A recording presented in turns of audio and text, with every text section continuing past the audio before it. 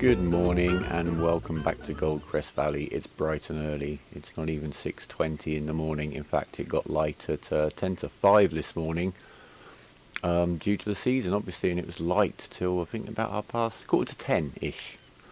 And then I skipped night, which can take ages. It has to do a lot of calculations. I appreciate that. But then again, shouldn't get too impatient. I've been playing games for years. I used to run a game called Crusader Kings, the first version on a very old laptop, and when I had to, at the end of the month, it had to do so many calculations, my laptop would literally just sit there coughing and wheezing for a good 3 or 4 minutes. But anyway, we're here to farm, so let's get the voucher fired up. I don't usually show you this really early part of the day, and I guess the reason I am today is that it's going to be pretty much a repeat performance of yesterday, although we don't have any nasty weather forecast today. So I'm not going to, we're not going to need to look at that again. I will show you the equipment that I get today, just so you get a little bit of a view of what's out there.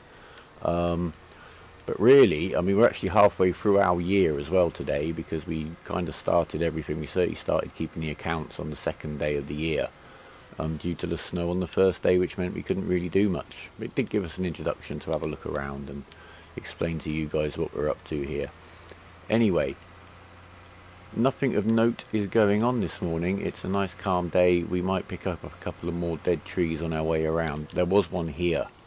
That's why I've come around this way. In case anyone needs to know, I don't think I'm actually going to bother doing a guide to dead trees.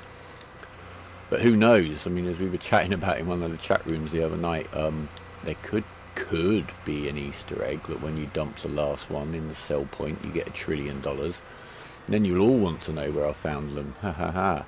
Anyway, I'm going to just get on with the morning chores. I'll meet you at the shop and show you the equipment we're going to use today.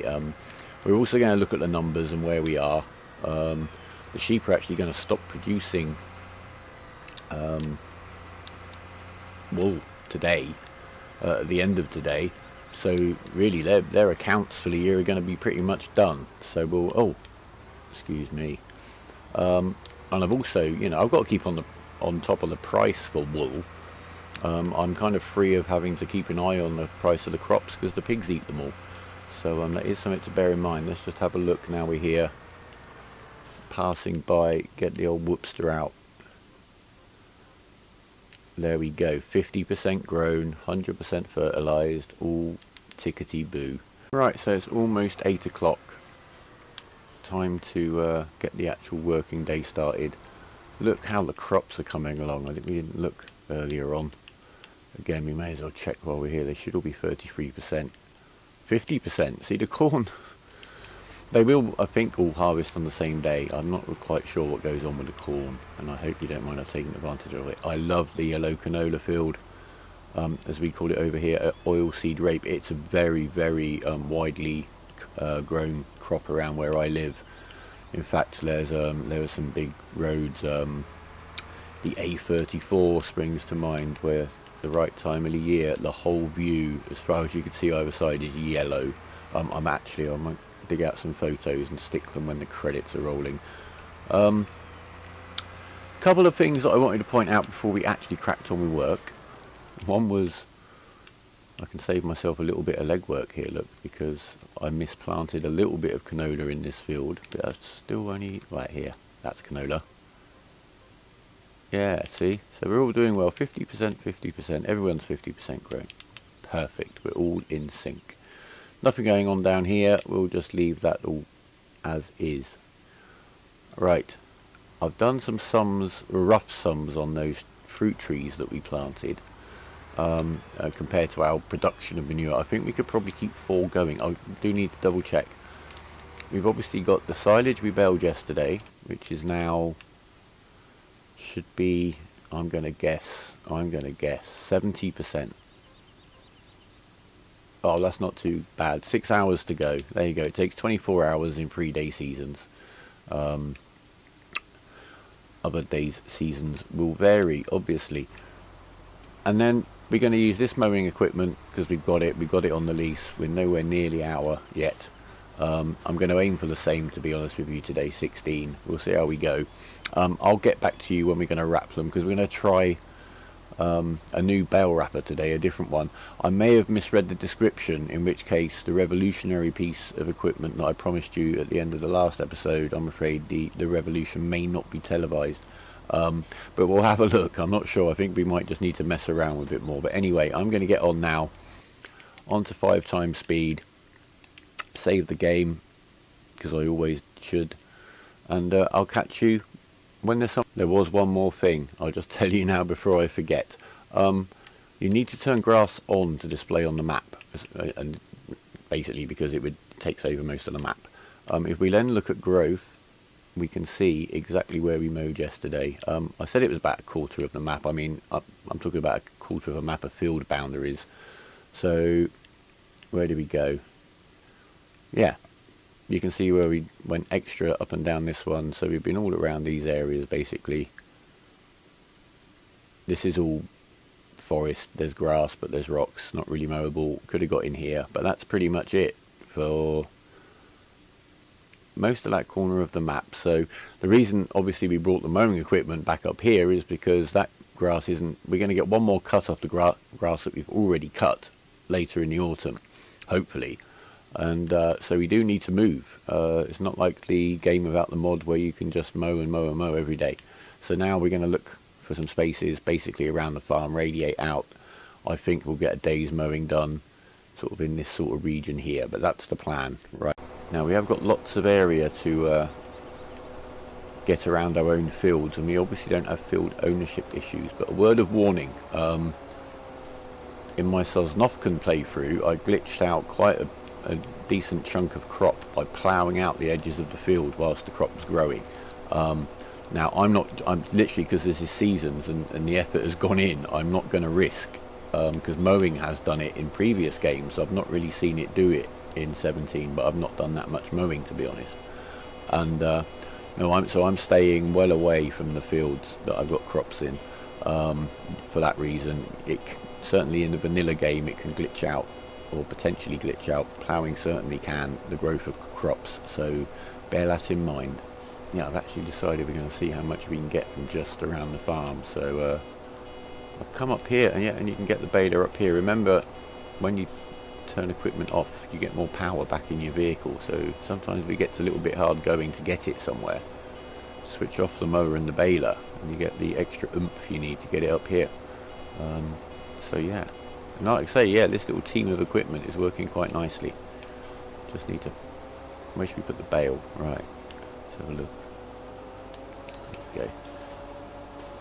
Save us bringing the trailer up here, maybe. Give it a nudge. Once these bales get going, they usually don't stop. No, look, when I want it to roll away, typical me, I want it to roll away and it's absolutely not going to. Oh well. As I said, this is about as close as I want to get. You can see the area there I haven't mowed with all its lovely flowers. I don't want to get closer to the field than that. The reason I'm back with you, actually, I didn't check. I'm sure you all know, I'm probably the last to even bother looking. Is there a gold nugget? Yes, there is. There's a gold nugget behind the rock, just as always. There is actually one under that forestry station, isn't there? So I could have checked up there, but there you go. I wasn't sure if they even appeared in seasons. I know I played a lot on Altenstein and there are no nuggets, so it's kind of irrelevant. It's been snowing here. Change the subject slightly. And who's been out clearing the roads? I mean, the main roads are all kind of done, and there is the fact that at the back of the village is Britain's sort of nuclear weapons establishment. So our village has its own armed police force, which is quite cosy, I suppose. And the roads are very well maintained because they trundle convoys of doom through the village when they need to. So, but the side roads they are neglected. We live in the countryside. The pub car park is a particularly obviously strategic piece of territory in times like this. For those of you who've seen Shaun of the Dead, the British instinct to go to the pub when something unusual is going on is very deeply ingrained, and something we're not really conscious of. It just happens. But who's been doing those roads? Who's been clearing the pub car park, etc., etc., the school, the library? It's the couple of local farmers. I don't really want to name names in these videos, so I'm not going to. But yeah, they're out there. A John Deere and a Massey Ferguson with blades and buckets, clearing up, making everything lovely for the village. Yeah, they're great. And having said that, I mean, I know I actually rented a nice loft conversion in the farmhouse in one of the guy's farmyards in his house. He kind of had the house, and we had the loft conversion all kind of self-contained, which was cool. So we saw a lot of what went on the farm. And there are times of the year, you know, and he deserves them, when he really hasn't got much to do. It's all the admin, all the paperwork, all the stuff that thankfully they don't make us simulate. You know, not even I want a bureaucracy mod. And I consider myself a total spod, as you may have noticed. Yeah, so I like seasons is a bit like that. You know, we got really, really frantically busy days, and days when we're either making up the money. And remember episode 1, we were talking about my friend in the village and the pig farm that is no longer a pig farm. Simply because, as I said, the income wasn't sufficient to make him not have to do so many other things, that it was just easier just to do other things. So unfortunately that's the way it went. And the farms around here, that I mean, I don't really know how it works at all in other parts of the world. I pretty much only know how it works around Burfield.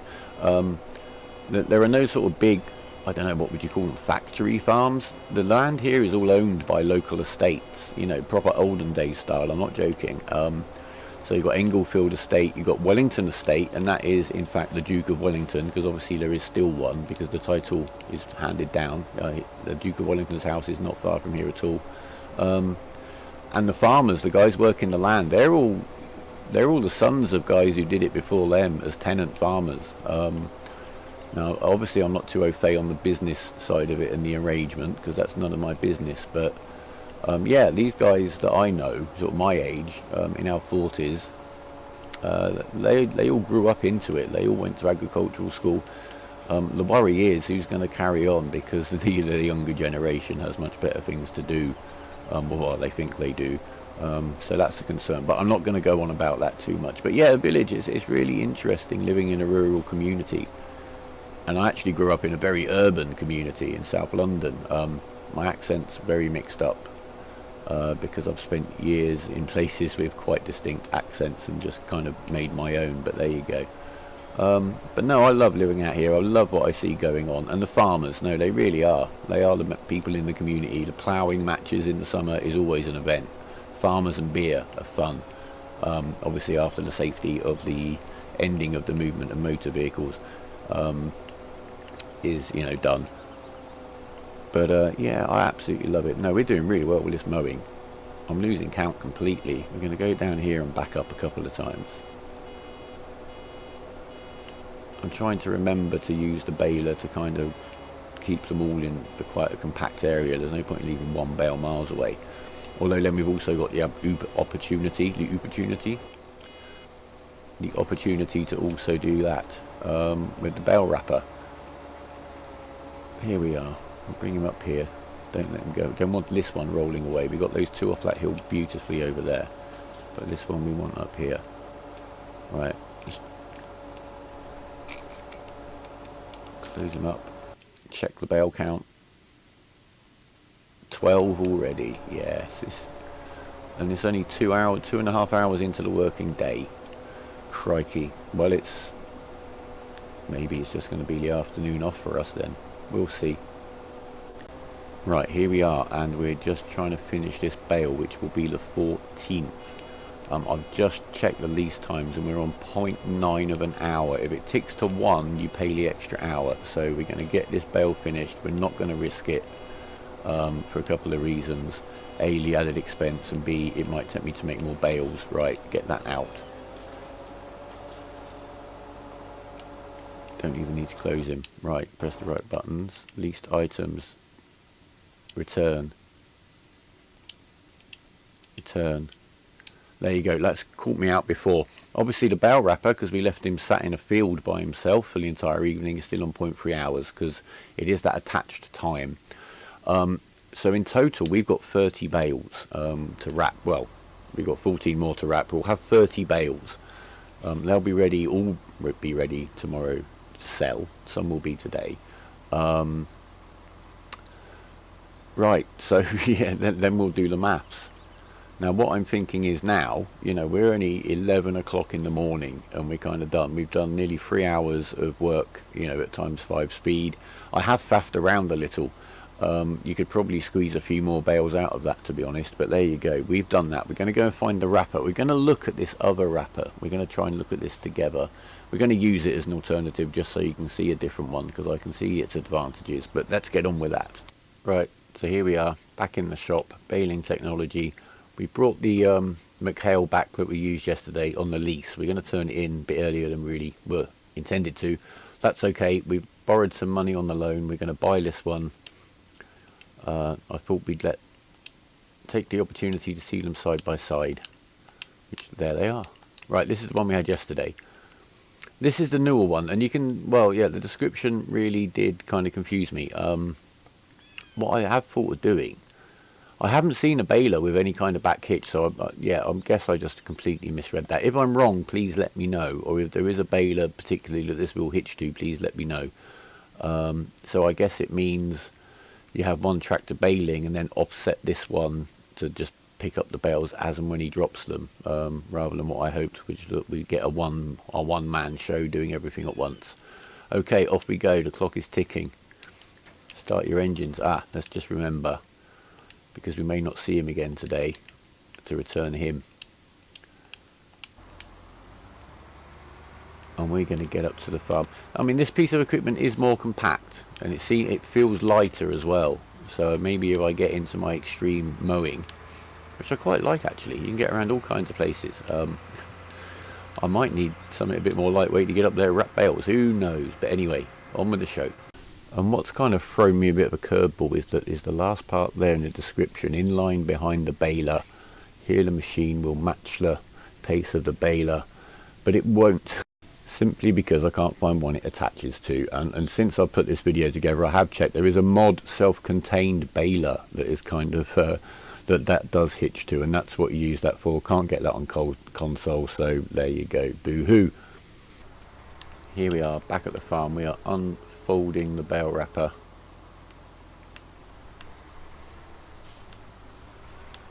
Do I need to? This is the bit I don't get, because now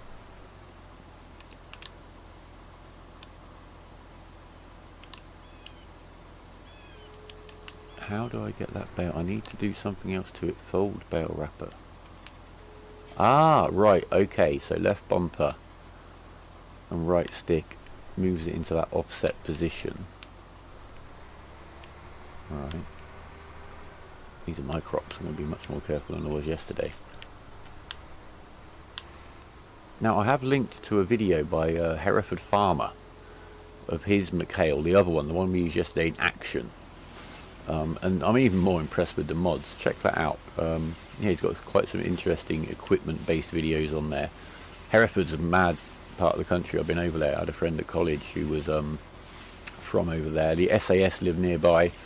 It's also very hilly, so the RAF, the Air Force, do their low-level bombing practice through the valleys. Sometimes you're actually above them. Right, that seems to be a little bit quicker than the other one as well, to be honest. Or maybe I just talk too much. But you use that time when it's wrapping, well I certainly do, to get them all collected up in one place. With actually, there's absolutely no point me putting them down here. I'm obviously planning to sell them straight in the barn, so I may as well just stack these up by the barn as I'm wrapping them. That is the advantage of this piece of machinery. Well, it's not an advantage. It takes a while to wrap them. It can be a little bit noisy, so forgive me if the volume caught you out there. But the fact that you can spend that time just collecting them up, overall, yeah, it might actually be a good thing. Sorry, I've touched my crop. I try to be quite good about these things. I intend to do one playthrough. I'm gonna actually, yeah. If I ever do any more playthroughs, I really don't know. We'll see. One of them is going to be me doing absolutely everything by the book. And I mean everything, even the things maybe the game doesn't really care about, or that are kind of irrelevant in the game, like using small windrowers. In terms of practicality in the game, there's no point in using a windrower unless it's going to put at least 3 rows into one, as far as I can tell. Oh, there's a bale right in the middle of that field. What are we going to do about him? Told you about the rolling.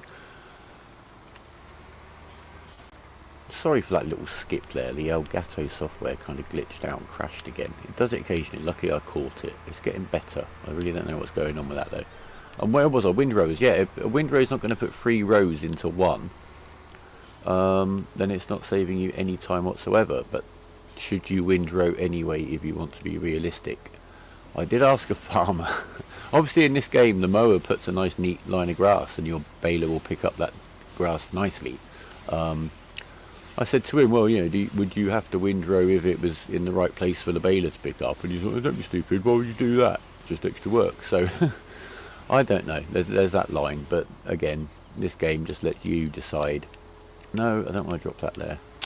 See, I'm finding it quite hard sometimes to narrate and concentrate, as you see from my little bashes and crashes and misplaced bales. But there you go, we're going to head to where we want to take this one now. Hopefully I won't get sidetracked. Right, I've really got to get on with this, or we might get over the half hour with all this chitter chatter and software issue. So I'll see you in a moment. Right, so we are done. I've left one bale unwrapped. We'll see how long it lasts. I think it's 2 season stages, but it may be 3. I'm not sure. Right, where's that?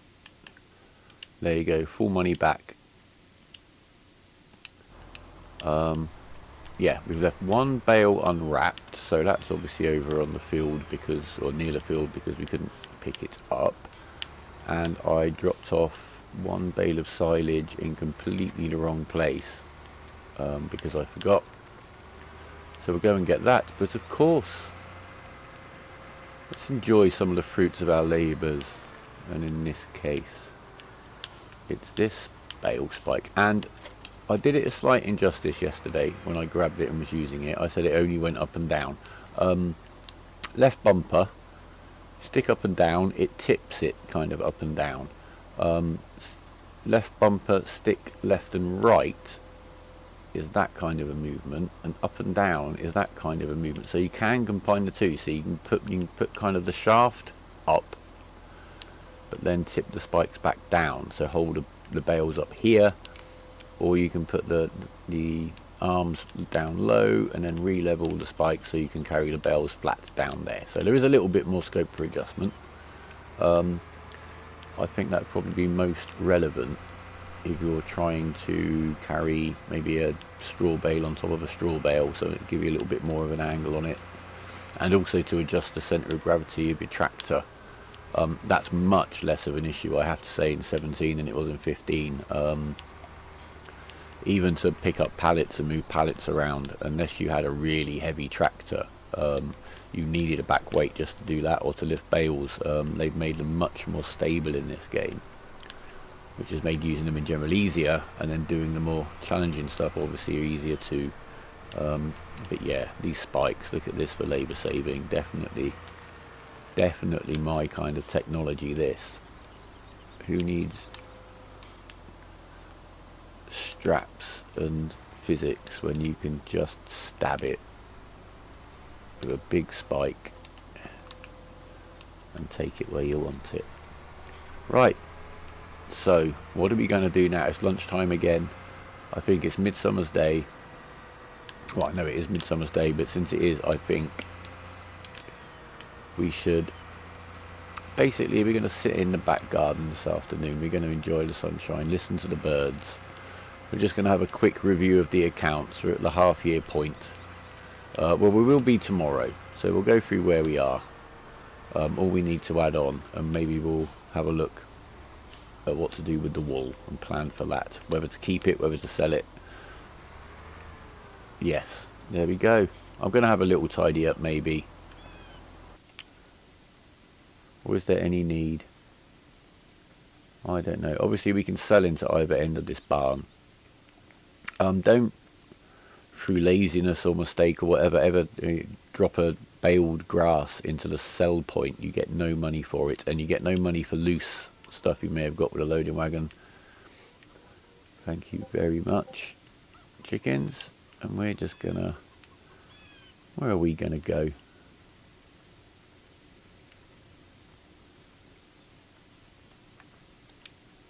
Not down there. I always thought there's not a nugget down there. don't care anyway, do we? Have we not got a nice garden? Am I thinking of a completely different farm? I thought we had a nice little garden area. This is a huge house. You know what? We'll just chill the chickens. It's a lovely day. Right. Yeah. Right here.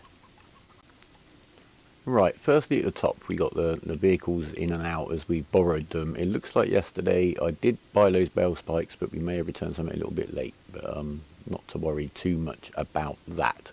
Right, the other things to note here, construction costs. That's for the 2 trees.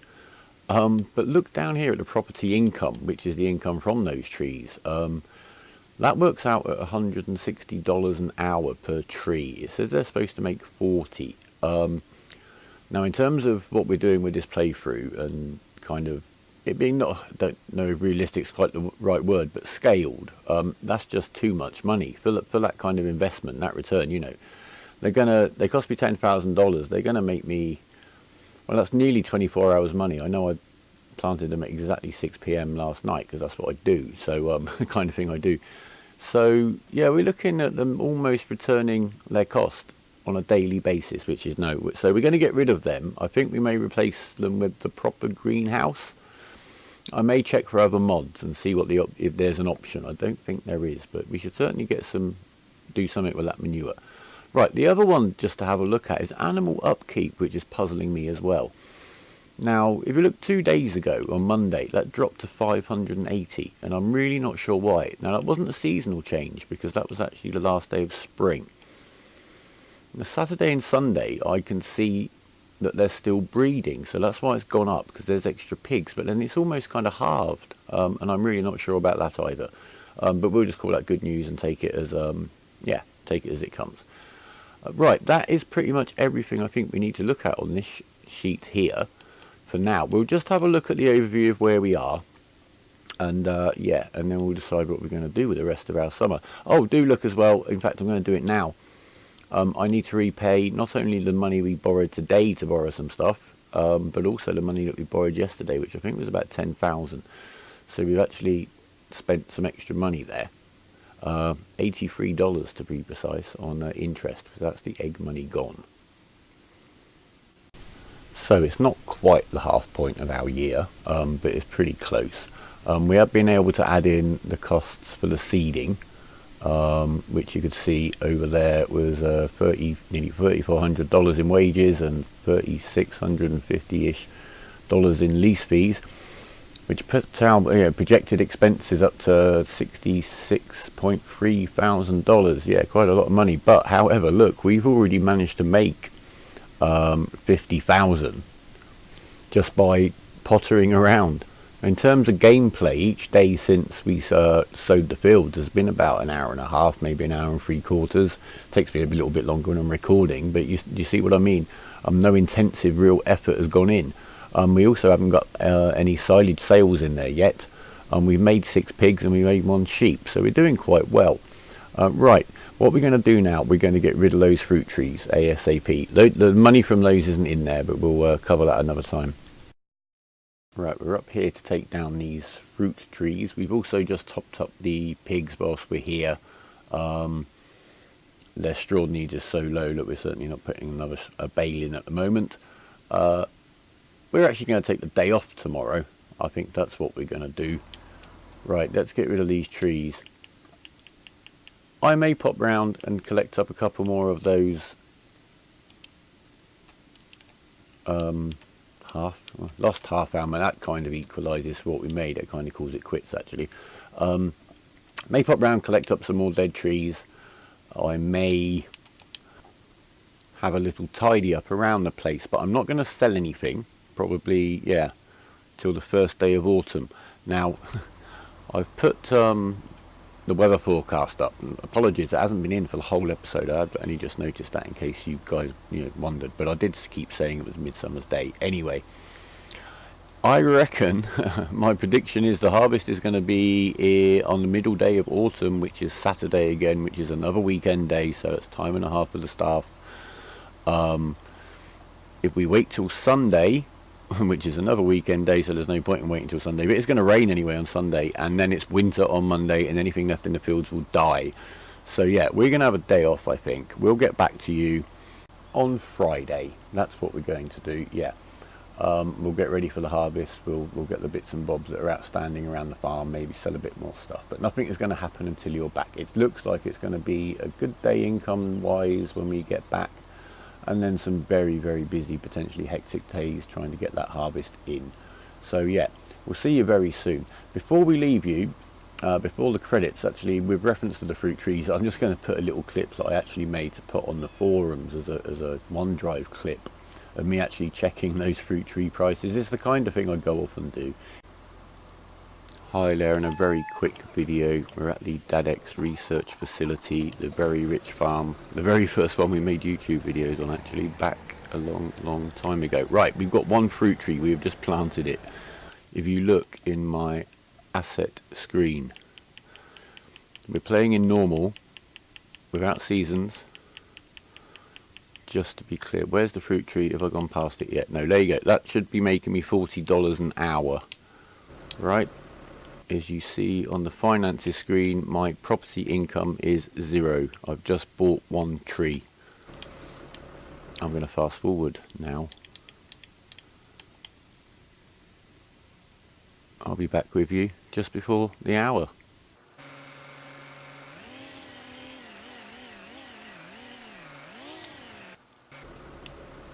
Right, and here we are. That's about an hour since we popped that chap in, and he has made us $80. That's odd. He just made 160.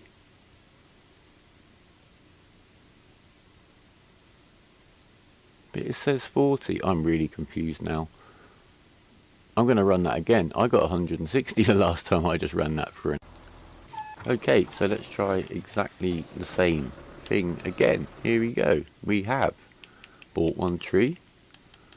We have no property income. We're going to forward 120 times speed and wait for 1 minute.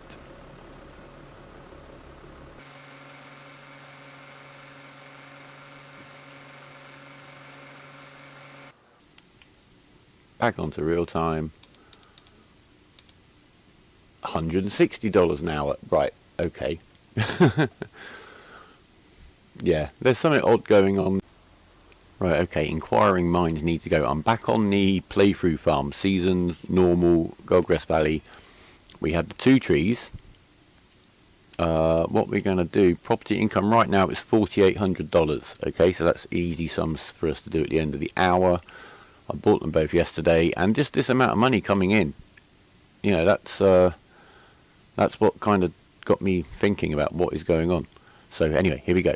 We're going to go forward from 10 past 3 to 10 past 4.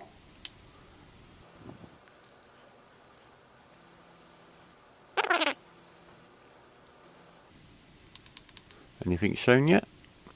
Nope. A couple more minutes. I wasn't sure whether it just ticked on the hours or not, which might have confused things slightly.